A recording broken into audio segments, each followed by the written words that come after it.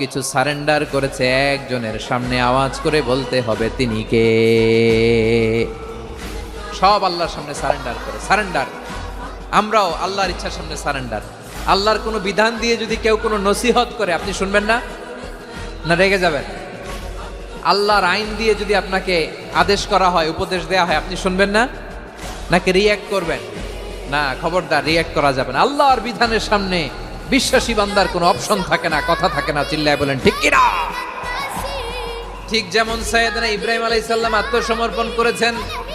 আল্লাহ তাআলা বলেন, ইয ক্বালা লাহু রাব্বুহু আসলিম ক্বালা আসলামতু লিরাব্বিল আলামিন।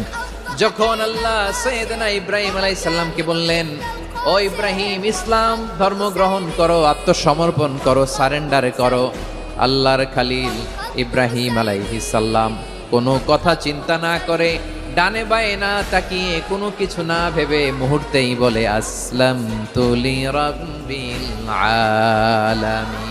গোটা বিশ্বের রব আল্লাহর সামনে আমি ইসলাম ধর্ম গ্রহণ করলাম, সারেন্ডার করলাম। সুবহানাল্লাহ বলো।